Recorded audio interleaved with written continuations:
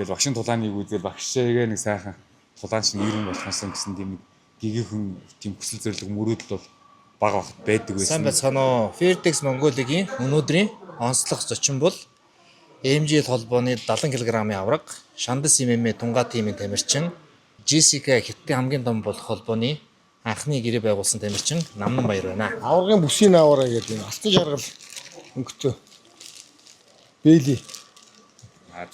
Спаринг их. Итгэл сургуультаа сайжруулах, туршлага суух.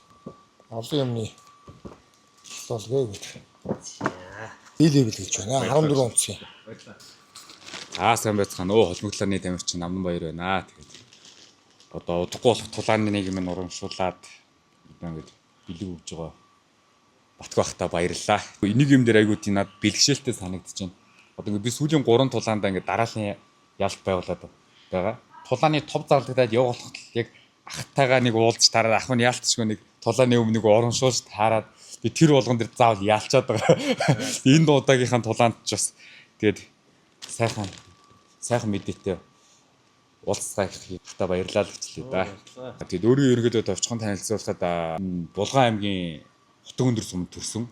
Өөрийн маань нэрийг одоо Намнан Баяр нэр маань бас төрсөн нутагтай маань ашиггүй холбоотой. Яг л одоо Булган аймгийн Хутаг өндөр сумд Намнан гэдэг нэг сайхан хайрхан байдаг. Одоо бүх төрлийн жимс ургамалтай, олонний ургамал ихтэй сайхан том хайрхан байдаг юм байлээ. Тэрүүгээр намайг бэлэгдэж нэрлэж исэн. Одоо манай аав маань Баян Онгор аймгийн Харьяатан байдаг.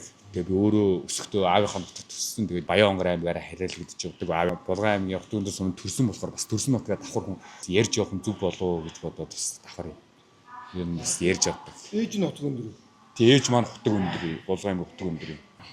Спортоор хэдэн оноос яаж хичээлж байгаа вэ? Би одоо нөгөө өсвөрт хүүхэд байхдаа хичээлийнхэн зав цагаараа өөрийнхөө сонирхлоор яг тууштай биш ч гэсэн бас чөлөөтэй үндэсний бүхөр ер нь багсаг хичээлдэг байсан. Амьдралдаа үлгэрч шиг авдаг хүн байдаг шүү дээ. Тэгэл багшийн тулааныг үзэл багшаагаа нэг сайхан тулаанч нэрэн болохсон гэсэн тийм нэг гэгийнхэн тийм хүсэл зорилго мөрөөдөл бол бага багт байдаг байсан. 10 жилээ төсөө цэргийн албаагаа бас нэг гадагшаа нэг 2 3 жил ажиллаж ирээд санамсаргүй байдлаас харин нэг тулааны сорил тэмцээний зар олж хараад тэр сорил дээр багштайгаа анх удаа тааралдаад тэгээд багшийнхаа шав болоод тодорхой хугацаанд нэг зорилго тавиад хичээлж үзээд тэгээд их олон жил мөрөөдөж дотор бодож явж байсан болохоор ерөнхийдөө яг биелэлээ олчиж байгаа юм шиг те энэ замлаар л яваад үсэх юм бол нэг итгэл үнэмшил төрөөд тэгээд ерөнхийдөө одоо тэгээд тууштай бэлтгэл сургалт тэгээд 20 оноос болоод одоо ерөнхийдөө 6 жил хугацаа өнгөрсөн байна. Би одоо анх 110 кг жинтэй байдаг байсан. Бас ганц нэг 50 км татдаг байсан. Тэгээд 50 татгаа болоод зөв хоолдог болоод илүүдэл жингээ асаад амьдралын зөв хвшилтэй болоод тогтмол спортоор хичээлдэг болоод ингээд амьдралд маш олон шин дэвшлүүд давуу талууд ингээд үрдээд шал өөр болж байгаа тийм. Одоо энэ контентыг үзэж байгаа маш олон залуучууд бол бас үнэхээр бэлтгэл сургууль тууштай игээд тий зөв одоо орчин зөв бэлтгэл хийх юм бол аливаа буруу туршлагаас салж болдгийм байна гэдэг нь жишээ бахаа гэж бодож байна. За Намнан маань анх бол хасах 93 тоглож ирсэн. Гэхдээ хасах 93 дугаар нилээ хасаад 100-аад хилээс хасаад тулдж ирсэн. Анхныхын тулаанд MGL-ийн оргил тулаан болсон шүү дээ. Анхны тулаан сорилоор 2 ялж гарч ичээд мэргэжлийн боксын залуучуудын дэлхийн аварга Баяр тогтох гэх мундаг тамирчинтай шууд оргил тулаан тоглож ялж байгуулж ирсэн. Тэгэл тэрнээс хойш ер нь бол би чинь өөрөө ноцолдож үзэл жингээ доошлуулах хэрэгтэй. Яг өөрийн жингээ тогсон жиндээ тоглох хэрэгтэй гэж нэг өсний үгэлдэг болол. Тэгээ өөрөө ч мэдрээд оргил ах энтертэйгээ ноцолдож үзэл. За хасах юм байна гээл 84 доо ороод 77 доллар ороод сонирхчтой холбоо тулааны 77-гийн авраг болоод тэгээ сүлдээ 70 руу орсон та. Яг одоо 70-даа ингээд сайхан тулдаад одоо сайхан ялж байгуулад явж байна. Одоо Хятадын JCK гэж холбоо гэдэг юм. Хятадын одоо хамгийн том холбоонд орох. Яг тэгвэл аврагын бүсний эзэн байхаас гадна аврагын бүсний эзэнг аврагыг оруулаад шилдэг 8 тамирчны дунд хасагдах шатаар тэмцээн зохиогоод тэгээд тэрнийхээ аврагад сая юан шууд бэлэн сая юан өгдөг байхгүй. Татвар нь төлөгдсөн нэг өсний сая юан өгдөг. Тим холбоонд тулдж байгаа анхны гэрээ байгуулсан Монгол тамирчин болсон.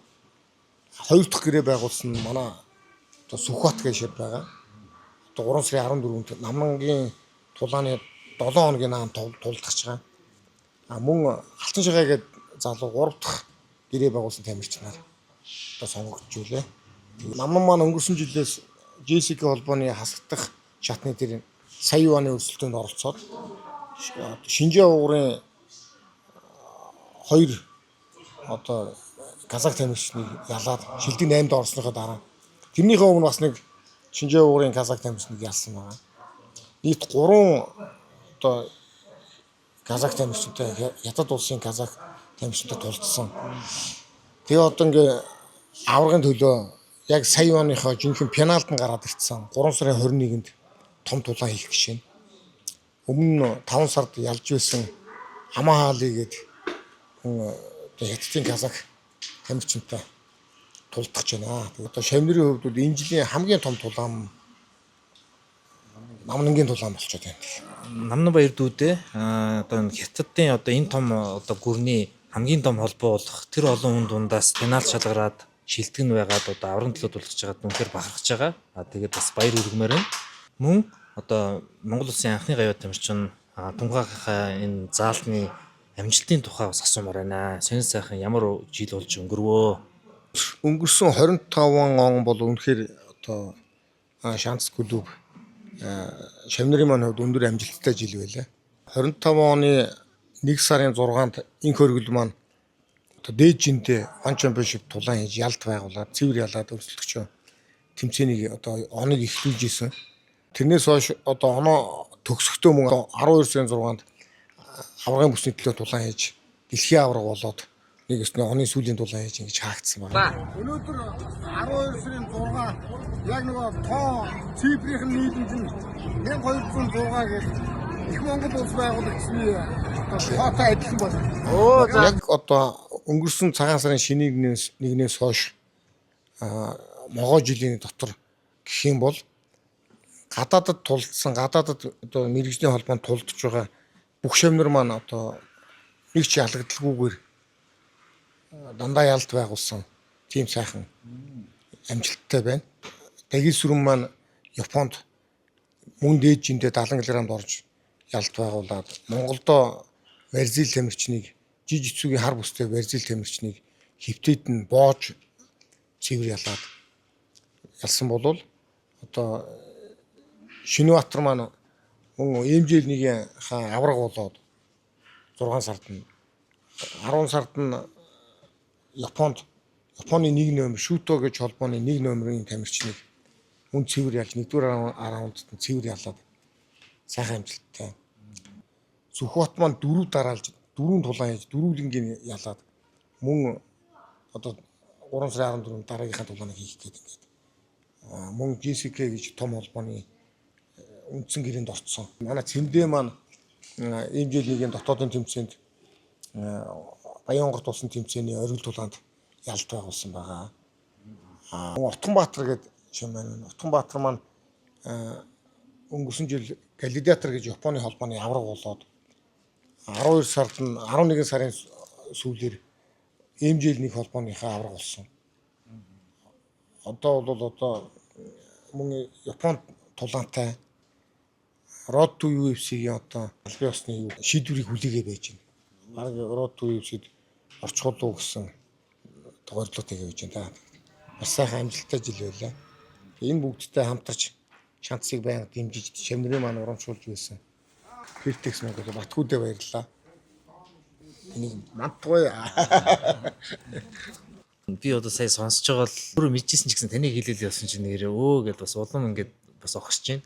Тэгээд дээрэс нь сая тав залуучуудын холимгийн тэмцээндээ сонирхчдын очиход тэнд байсан заалны багш нар бүгд тэгж байна. Энэ хөргөл маань сая ингээд авраг болоод ингээд тий шансын ингээд залуучуудын ялтын бүөх үргэлжлснээр маш олон хүүхдүүд спорт заалаар дүүрэн болсон гинэ. Одоо хүүхдүүд секснүүд дүүрсэн гэж байна. Хөдөө орон нутагт бас дүүрсэн гэж байна. Тэгэхээр энэ бол нийгэмдээ үзүүлж байгаа зөв үлгэр дуурайл таны хүүхэд залуучуудаа бэлдээд ингээ гаргаж байгаа энэ амжилтын үр шим гэж би хэлмээр байна. Тэгээд энэ бас танаар ингээ бахарч байгаа гэдгээр хэлмээр байна. Төвшин Баяр авраг хин Бадрууган авраг Олимпийн авраг болцоогоо жуудаа чөлөөт бүх өстой хүүхэд битүү хичээлдэг болсон гэж ярьдэн штэ.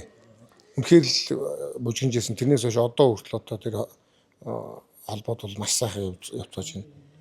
Холимог дулаанаар инх хөргөл маань одоо өндөр амжилт гаргаад мөн одоо тэр нэг цагийн хувьд маш гоё таарад физикал Азиагаар дэлхийд дахин танигдаад тэрнийхээ дараа дэлхийн аварга болж чадаад мундаг ялгадаагүйсэн аваргыг цэвэр ялаад гэх мэтлэн нэг нөхцөл болцоо цагийн хувьд маш гоё таарад тэгээд мөн өөрийнх нь одоо зөв даруй төлөв тэр сайхан хүмүүжлэлтэй тэр зам байдал нь нийгэмд одоо нөлөөлөөд маш олон залуучууд хүүхдүүд тулааны урлагаар сонирхож байгаа. Одоо ингээд тулааны одоо урлагуудын багш нар ах нар дүүнэр ингээд залуучууд уулзахаараа дандаа тэгж ярьж байна. Өмнөх жилүүдээс ингээд тулаан сонирхчдын тоо эрс ихсчлээ гэд баяр хүрхэн ингээд явж байгаа. Тэгээд тууштай хөдөлмөрлж чадах юм бол амнангийн бэлтгэл хийж байгаа ахын одоо инх хөргөл одоо ингээд харуулчлаа. Тэр чинь дүүнэр нь одоо бас ингээд үлгэр дуурайл хажууд нь байгаа учраас тэндээс суралцаад маш их хичээж байна. Тэрийг нь би ч одоо баяртайгаар хараал байж байна да. Өнгөрсөн могоо жил маань амжилт бүтээл дүүрэн байсан адил энэ ирж байгаа гал морин жилээр дүрлзэн асаж Хятадын хамгийн том холбоонд ялалт байгуулад дараагийн шансын одоо тамирчид маань булган сүлдээ болтгоо гэж өрөөё. Монголын маань тулаанч тамирчдын ялалтын ухаан дэлхийд дахинаар тасралтгүй зураадах болтугай.